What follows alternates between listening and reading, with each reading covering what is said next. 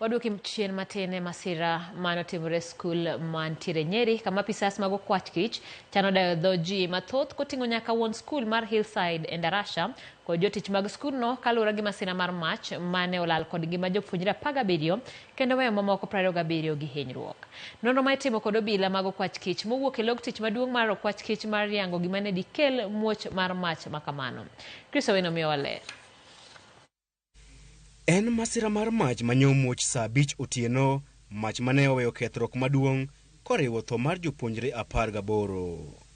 Jonyuol kod jokanyo mamoko oketo sirikal tesre mar yudo duoko ewi gima ne dikel majno kod ng'ama ne dibedni onindo e tich mano omiyo masira makamano otimore. And it is so much traumatizing juu kama mtoto ujui kwenye yako, ujui hali yako, wengine sijui anasema wako kwa kichaka, wengine wako hospitali.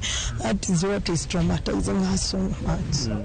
Some of them have very scanty information of what the whereabouts of the children or what happened, whether they don't know whether they are in the hospital or whether they are even dead. We don't know.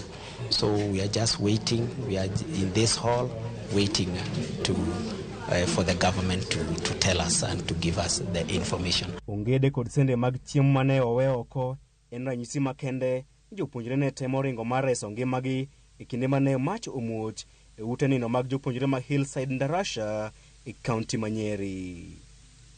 Kaluwore gi ler mar Ramogi TV oyudo, japuonjre moro ne oywa tol ne wuongi e seche mag saa 8 otieno ni mach omako kar nindo margi.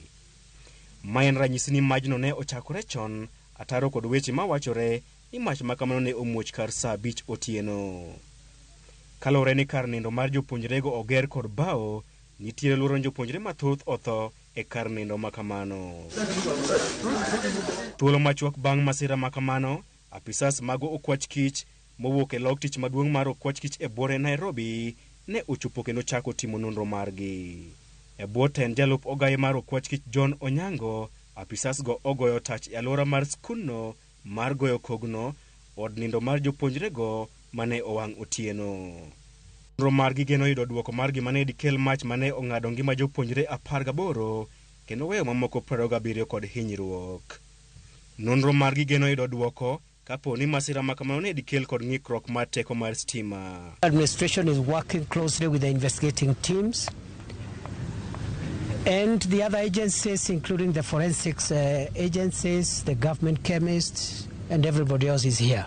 Poni mach makamano ne omoko kod ng'ato, gigeno yudo ni ng'ano mane omoko mach makamano to ne en ang'o momiyo omoko mach makamano. Apisas mago kwach kich chano dayo dho jotelo, jopuonj kod jotich mag skulno mane ntiere kinde masira makamano mane okelo kuyo e pacho kae mangima. Machielo madhi konyo e nonro makamano en wang' dede kata CCTV manie skundno kata odoko ni pok oyangore kane gitiyo e kinde masira makamano. Our intention as government is to make sure that we establish what actually happened. We must find out what happened. That establishment of the truth is part of the closure and accountability process. Chris Owino, Ramogi TV. Jodak mag